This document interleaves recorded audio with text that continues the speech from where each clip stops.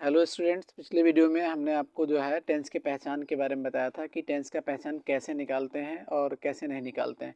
तो अब आज वाले वीडियो में हम आपको बताते हैं कि इसका एग्जाम्पल्स कैसे निकालते हैं। लेकिन उसके पहले हम थोड़ा सा पहचान वाला थोड़ा सा कन्फ्यूजन दूर करना चाहेंगे। देखिए स्टूडेंट, दो टेंस होते हैं ऐसे जिनमें स्टूडेंट्स को हमेशा पहचानने में कन्फ्यूजन होती है। तो वो टेंस कौन से हैं? देखिए स्टूडेंट्स, एक टेंस है जो है वो है पास्ट इंडेफिनिट। एक टेंस है पास्ट इंडेफिनिट और दूसरा है फ्यूचर इंडेफिनिट।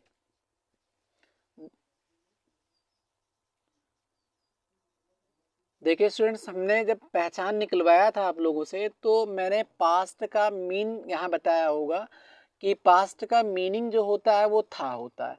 इंडेफिनिट का जो हिंदी मीनिंग होता है वो ता होता है। तो देखिए स्टूडेंट, जब आपने इसका पहचान निकाला होगा तो पहचान निकल करके आया होगा ता था, ती थी और ते थे। ये पहचान निकल के आया होगा। लेकिन स्टूडेंट्स, इन सब के अलावा ता था, ती थी और ते थे के अलावा भी कुछ वर्ड्स आते हैं इसमें जिनको हमें पहचानना होता है, क्योंकि अगर वो हम आपको नहीं बताएंगे तो फिर आप पास्ट इंडेफिनिट टेंस को कभी नहीं पहचान पाएंगे। तो जो है स्टूडेंट्स, हम आपको बता दे रहे हैं कि कैसे और भी वो शब्द आते हैं जिनको हमें बताना है, फिर कैसे पहचाने और कैसे ना पहचाने। तो देखिए स्टूडेंट्स, ना पहचानने का तो कोई सवाल ही नहीं उठता है। जब हम आपको बताने जा रहे हैं तो पहचान ज़रूर लेंगे आप। तो देखिए, इसमें आपने देखा होगा कभी कभी हमें आ का मात्रा दिखाई देता है। देखिए, आ का मात्रा कुछ इस टाइप का होता है और ई का मात्रा, ई का मतलब बड़ी का मात्रा दिखाई देता है। कोई कोई सेंटेंस हमें लिखे हुए दिखाई देते हैं जिसमें केवल ई का मात्रा ही दिखाई देता है और ए का मात्रा भी। तो देखिए, अगर स्टूडेंट्स किसी भी हिंदी वाक्य के अंत में अगर हमें आ का मात्रा मिल जाए या ई का मात्रा मिल जाए या ए का मात्रा मिल जाए तो वो जो टेंस होता है वो पास्ट इंडेफिनिट टेंस के ही अंतर्गत आता है। जैसे एग्जांपल, जैसे मैं यहाँ एक एग्जांपल लिखता हूँ, जैसे वह वीरता से लड़े। देखिए स्टूडेंट्स, अगर हम यहाँ देखें तो यहाँ पर ता था, ती थी, ते थे नहीं आया है। यहाँ पर देखिए, अगर हम लास्ट में देखें तो यहाँ डे लिखा हुआ है और डे को हमको डे नहीं देखना है, यहाँ पर एक ही मात्रा देखना है। तो जब हम एक ही मात्रा देखेंगे तो एक ही मात्रा हमें आपको बताया अभी कि ए का मात्रा किस में आता, तो ए का मात्रा आता पास्ट इंडेफिनिट में टेंस में। तो ये जो हमारा सेंटेंस लिखा गया है स्टूडेंट्स वो पास्ट इंडेफिनिट टेंस का। ऐसे ही आपने देखा होगा कभी कभी कि ई की मात्रा भी दिखाई देती है, जैसे मैंने उसकी मदद की। देखिए स्टूडेंट्स, यहाँ पर फिर से देखें अगर हम लोग तो ता था नहीं है, यहाँ पर ती थी भी नहीं है, यहाँ पर ते थे भी नहीं है यहाँ पर।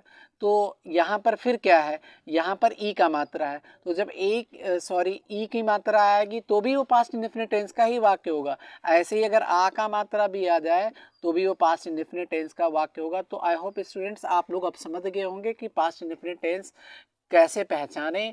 तो ता था, ती थी, ते थे मैंने आपको पहले से ही बता दिया था। आज अभी मैंने आपको बताया कि अगर आ का मात्रा आ जाए सेंटेंस के लास्ट में, ई का मात्रा आ जाए या ए का मात्रा आ जाए तो वो फिर से पास्ट इंडेफिनिट टेंस ही होता है। नेक्स्ट देखिए, हम लोग फ्यूचर इंडेफिनिट पे थोड़ा सा डिस्कस करेंगे। देखिए, फ्यूचर मीन्स हमने आपको बताया था कि फ्यूचर मीन्स जो होता है वो होता है। इंडेफिनिट मीन्स मैंने आपको बताया था कि वो ता होता है। तो जब हम लोग इसका पहचान निकाले होंगे तो इसका पहचान निकल के क्या आया होगा, इसका पहचान निकल के आया होगा कि ता होगा, ती होगी और ते होंगे। देखिए स्टूडेंट्स, यही निकल के आया होगा। देखिए, ता होगा, ती होगी, ते होंगे निकल के आता है तो वो फ्यूचर इंडेफिनिट होता है, इसमें कोई दो राय नहीं है। लेकिन कभी कभी होता क्या है कि ना तो हमें सेंटेंस के लास्ट में ता होगा दिखाई देता है, ना ती होगी दिखाई देता है, ना ते होगे दिखाई देता है, तभी वो फ्यूचर इंडेफिनिट टेंस का वाक्य होता है। फिर क्या दिखाई देता है, तो देखिए स्टूडेंट्स, तब हमें लास्ट में सेंटेंस के ये दिखाई देता है गा और गी और गे। तो जब गा गी गे देखते हैं हम लोग तो भी वो फ्यूचर इंडेफिनिट टेंस का ही वाक्य होता है। लेकिन ध्यान रहे, वो जो स्टूडेंट्स गा गी गे आया हो वो कहाँ आया, वो स्टूडेंट्स आपको थोड़ा सा ध्यान देना होगा।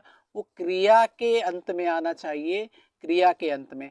मतलब अगर कोई सेंटेंस लिखा गया है और उस सेंटेंस की क्रिया के अंत में अगर गा गी गे आया हो तो फ्यूचर इंडेफिनिट टेंस का वाक्य होता है।